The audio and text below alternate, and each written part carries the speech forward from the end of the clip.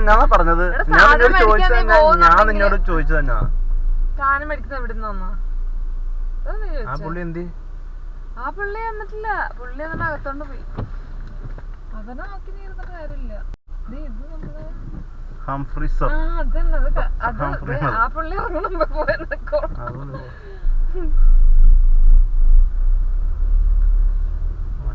ഞാൻ ജസ്റ്റിനെ കൊണ്ട് ഇങ്ങോട്ട് നടത്തിച്ച്.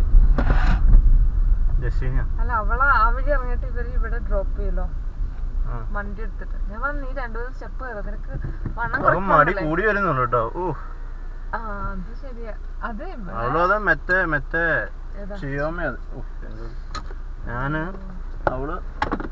ഞാൻ ഒരേ അവറാ എന്നിട്ടുള്ളൂ. അതെ ഞാൻ ഒപ്പിട്ടിട്ടുണ്ടെന്ന് ഞാൻ പറഞ്ഞു. ഞാൻ മറ്റേതും കൂടെ അങ്ങ് എഴുതിട്ട് നോക്കാൻ പറഞ്ഞു. ഷിയോമേ ഇന്നലെ അവിടെ വന്നിരുന്നിട്ടേ ഒരു പണി എടുത്തിട്ടില്ല അവള്. ഇവിടെ ആയിരുന്നു. ഇവിടെ അല്ലടി, കാലിക്കോട്ടിലില്ല, ബ്രക്കാള്. ഒരു പണി എടുക്ക അവിടെ ഇരിക്കുന്നു ഉറങ്ങി. അല്ല കാലിക്കോട്ടിലെ സ്റ്റാഫ്. അങ്ങോട്ടാക്കിയതോ? അല്ല അവളവിടുത്തെ കാലിക്കോട്ടിലെ സ്റ്റാഫ് അല്ലേ ശരിക്കും? ഞാൻ വിചാരിച്ചോണ്ടിരിക്കുന്ന അങ്ങനെയാ. ആണോ?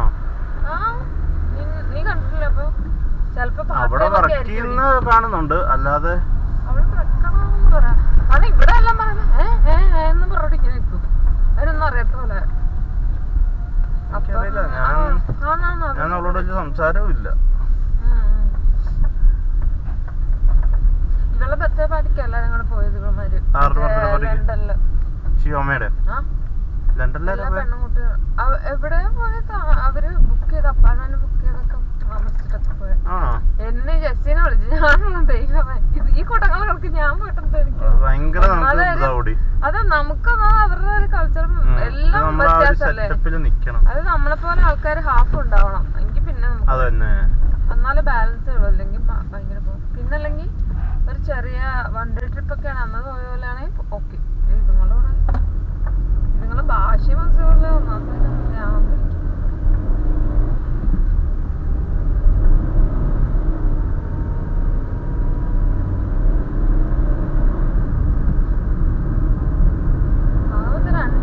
അതിനകത്ത് എല്ലാരും കൂടെ ഒന്ന് ഉത്സാഹിച്ചാൽ പെട്ടെന്ന് തീരാവുന്നതായിരുന്നു. വിളിച്ച ഭയങ്കര ബുദ്ധിമുട്ടാ. എന്റെ ജസ്റ്റിനെ കറക്റ്റ് സമയമാണ് മുങ്ങും. എനിക്ക് നല്ല ഇന്ന് അവൾക്ക് കവർ ചെയ്യുന്ന സമയമാണ് ലാസ്റ്റ് അവർ. അവളെല്ലാം കഴിഞ്ഞപ്പോ വന്നു 7 മണിയപ്പോ.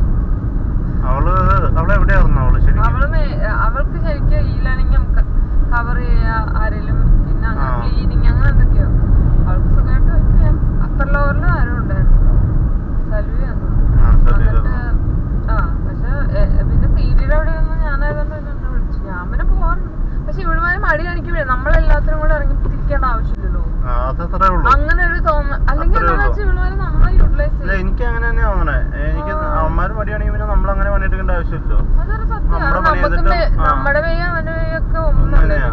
നമുക്ക് ഞാൻ ഇന്നലെ അത് പാറ്റിന്റെ കേക്ക് ഇവളോട് പറഞ്ഞു, റാമിനോട് പറഞ്ഞു. നിന്നെ ഒരു യൂസ് ചെയ്യണം കേട്ടോ റാമെന്ന് പറഞ്ഞു. കേട്ടു. കാരണം അവള് ഓടിയിടുന്ന പണിയെടുക്കുന്നേ റാമ. അതുകൊണ്ട് എല്ലാവരും എന്താ ചെയ്യണമെന്നറിയോ, അവളെടുത്തോളും എന്നുള്ള സെറ്റപ്പിൽ അങ്ങ് ഇരിക്കും. ആരും പിസിയും ചെയ്യത്തില്ല, ഒരു പണിയും ചെയ്യത്തില്ല. ഓപ്സ് എഴുതുന്നല്ലാതെ വേറെ ഒരു പരിപാടി. അവിടെ എന്താ സംഭവിക്കുന്നത് വെച്ചാൽ അവൾ പണിയെടുക്കുന്ന അവള് തന്നെ പണിയെടുക്കും. എന്നിട്ട് അവള് പറയുകയും ചെയ്യും എനിക്കിതൊക്കെ ഇഷ്ടമാണെന്ന് പറയുകയും ചെയ്യും. വളരെ പ്രൈവറ്റ് ആയിട്ടിരിക്കുമ്പോ അവള് പറയും ആ തെണ്ടുകളും മുഴുവൻ ഉടായ്പകളാന്ന് പറയുകയും ചെയ്യും.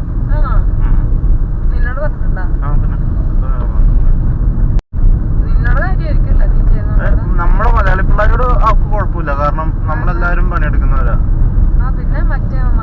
അത് ഞാനും ഷെയ്നുമാണ്, ഷെമീമുമാണ് ഇപ്പോഴും കുറച്ച് വരാറ്.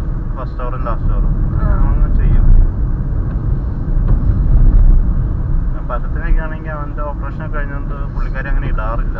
പൊതുവെ ഇട്ടാലും അവൻ ചെയ്യാറില്ല. പറ്റുന്ന പോലെയൊക്കെ ചെയ്യൂട്ടോ അവൻ. ഡ്രൈവർ കാണിച്ചിട്ടാണേലും. ഇതിപ്പോ അങ്ങോട്ടും ഇങ്ങോട്ടും വർത്തമാനങ്ങളാ. വിളിച്ച് ഞാൻ ഇറങ്ങൂല. നമുക്കത് ചെയ്യാനൊന്നും പേടിയൊന്നുമില്ല. എന്നിട്ട് ഇന്ന് മറ്റേ മടുപ്പ ഞങ്ങൾ ഒക്കെ 4 പെണ്ണുങ്ങൾ വന്ന് എന്നിട്ട് എല്ലാവരുടെ അവിടെ ഞാൻ സീരിയൽ ഇടന്ന് വന്നു. ഇവള്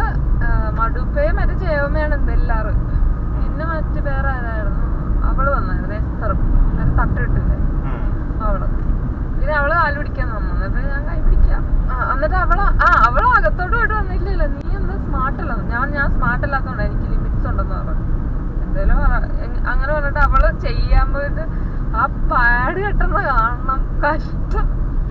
എന്റെ ദൈവമേ, എന്തൊരു പോറായിരുന്നു അറിയോ. എടാ അതൊക്കെ ഇളകിയ എനിക്കൊന്നും അത് മിക്കവാറും വെറ്റായിട്ട് ഒറ്റ മനുഷ്യർക്ക് പാഡ് കെട്ടാറില്ല. ഞാൻ ആര് വന്നപ്പോഴാ ആരോ ഈ ബുസായൊക്കെ ഫസ്റ്റ് റാഗലിനായിരുന്നപ്പോ റാഗലിന് ഇടയ്ക്ക് വരൂലായിരുന്നു. അപ്പോഴും ബുസായും പിന്നെ വേറെ 2-3 നേരം ഞാൻ ശ്രദ്ധിച്ചോണ്ട് അങ്ങനെ അവർക്ക് പാട് കിട്ടാൻ എന്താ ചെയ്യണ്ടെന്ന് അറിയത്തില്ല. ചെയ്യാതെ ചെന്നായിട്ടേ മടി പിടിച്ച് പിന്നെ ബ്ലെസ്സിങ് അല്ലേ അവള് നിന്നെ പാവട്ടോ. അവൾക്ക് കുറച്ച് ഇതുണ്ട്. അങ്ങനല്ല, അവളിന് മറ്റുള്ളവര് വന്നപ്പോ ലാസ്റ്റ് അങ്ങനെ അവളോട് വർക്ക് ചെയ്യുമ്പോ നമുക്കൊരു കംഫർട്ട് ഫീൽ ചെയ്യും. സാൻഡ്രയുടെ നീ ഇരുന്നപ്പോ നിന്റെ ഹാൻഡ് ഓവറിൽ ഇരുന്നപ്പോ നേരെ വന്നിരുന്നില്ലേ, ഇങ്ങനെ നീണ്ട മുടിയായിട്ടിരുന്നുണ്ടായിരുന്നു. അതന്നെ മറ്റേ പെൻസിലൊക്കെ വരുന്ന അവള്. പക്ഷെ അങ്ങനെയല്ല, അവള് നമ്മളെ പ്രൊട്ടക്ട് ചെയ്യുന്ന രീതിയിൽ നിക്കും. സാൻഡ്രൊക്കെ ആണെങ്കിൽ നീ മാറിക്കോ എന്നൊക്കെ പറഞ്ഞിട്ട് പുള്ളിക്കാരി അങ്ങനെ ഇട്ടു. പിന്നെ MEC ഇല്ലേ കുറച്ചൊക്കെ മുണ്ടുമണിയായിട്ടുള്ള, അവളും കുഴപ്പമില്ല.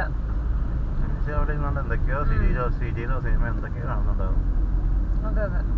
പിന്നെ ഞാനും ജസ്റ്റിനാണെങ്കിൽ പിന്നെ പറയണതാ, ഞങ്ങള് പിന്നെ മറ്റേ കിച്ചണിനകത്ത് കയറിയിരിക്കും. ഒരേ വള്ളിയില് അങ്ങോട്ടും ഇങ്ങോട്ടും ചുമ്മാ ചിരിച്ചു കളിച്ച് നടക്കാന്ന് മാത്രമേ പണിയെടുക്കുന്ന കാര്യത്തിൽ വലിയ ബുദ്ധിമുട്ട് കണ്ടുവരും.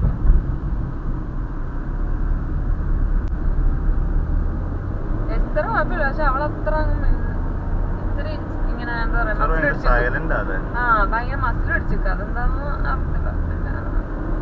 ഈ ടൈമിൽ ഇത്രയും പേര് ആണെങ്കിൽ വലിയ വിഷയമില്ല. വേറെ കുറെ ഉണ്ട് ജാതികൾ ഇറങ്ങും ഇടയ്ക്ക്, അതാണ് മറ്റൊടിക്കുന്നത്.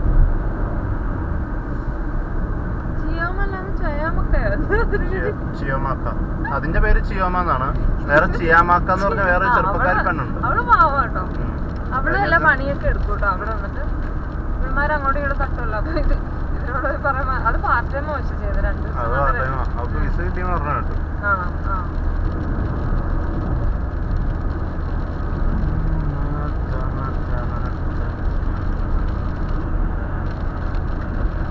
പിന്നെയല്ലേ കരോളിന് എന്താ സസ്പെൻഷൻ ആണോന്ന് അറിയത്തില്ല. ഇങ്ങനെ ജസ്റ്റിനെ പറഞ്ഞു. ഞാനുണ്ടായില്ല ഒരു ദിവസം. ഇനിയിപ്പോ അന്ന് എടുത്ത ദിവസമാണോന്ന് അറിയത്തില്ല. അപ്പൊ ഇവള് പറഞ്ഞു സത്യമാണോന്നൊന്നും എനിക്കറിയാം. ഇവള് പറഞ്ഞോണ്ടും പിന്നെ വേറെ ആരും പറഞ്ഞു കേൾക്കാത്തോണ്ടും നമുക്കറിയില്ലല്ലോ. ഇവളെ കുറച്ച് കൂട്ടാണ്ട് ഇങ്ങനെ പറയുന്നത്. അപ്പൊ എന്തോ അവിടെ വന്ന് അവള് ഈ പറഞ്ഞ പോലെ നേരത്തെ വന്ന് കേറിയിട്ട് അവിടെ കിടന്ന് അലറി വിളിച്ച് അതെന്താ അങ്ങനെ ഇതെന്താ ഇങ്ങനെന്നൊക്കെ എല്ലാരോടും ഭയങ്കരമായിട്ട് ഷൗട്ട് ചെയ്തു ആ ഫ്ലോറിൽ വന്നിട്ട് ലോവറില്. അപ്പൊ അവരെന്ന് വെച്ചാൽ മറ്റേ ഏറ്റവും ലാസ്റ്റ് അല്ലേ മറ്റേ പിന്നൊക്കെ എടുക്കുന്നത്, അങ്ങനെ അത് ചെയ്യായിരുന്നു. പിന്നെ അങ്ങനെ ഓരോരോ കുറ്റങ്ങൾ കണ്ടുപിടിച്ച് പറഞ്ഞുകൊണ്ടിരുന്നിട്ട് ഒരുപാട് 3-4 പേരെങ്ങാണ്ട് ഒരേപോലെ അങ്ങനെ മെയിൽ അയച്ചു. അപ്പത്തേക്ക് പണി കിട്ടിയെന്നാണ് പറയുന്നത്, അറിയത്തില്ല. പക്ഷെ കാണുന്നില്ല ഞാൻ ഇപ്പൊ. ഇവളുമാരുടെ അടുത്താ കളി.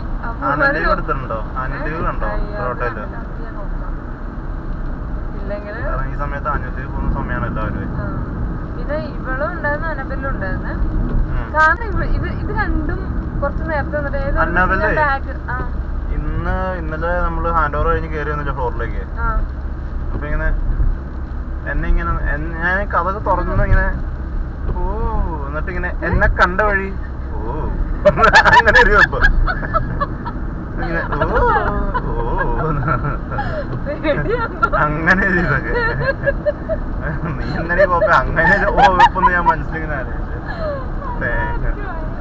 അവളെ വിശ്വസിക്കാൻ എനിക്ക് ആ വിശ്വാസം പേടിയില്ല.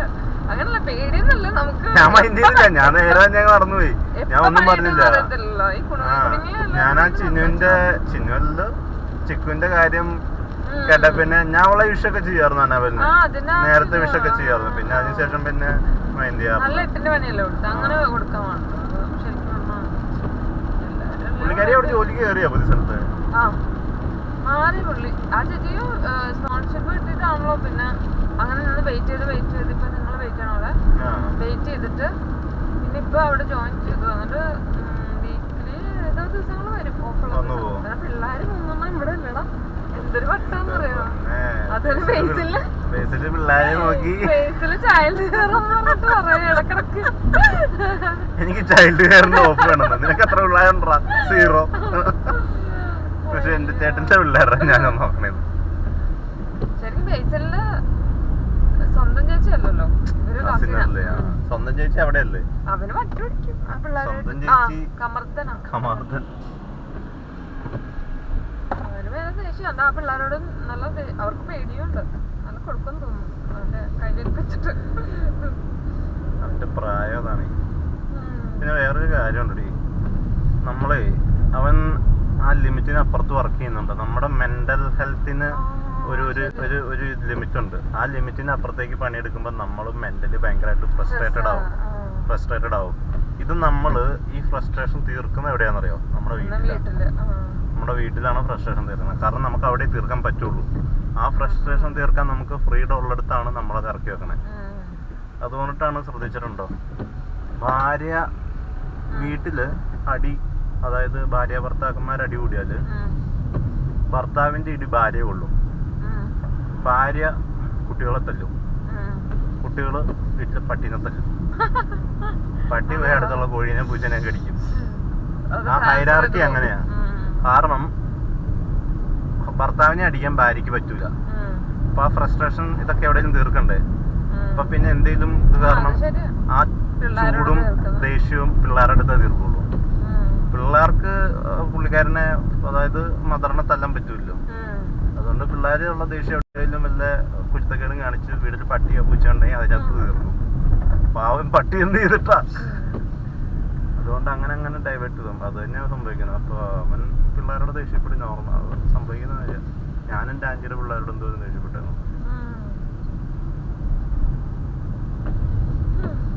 ഞാൻ നല്ല അടിയോടെ കൊടുക്കുമായിരുന്നു.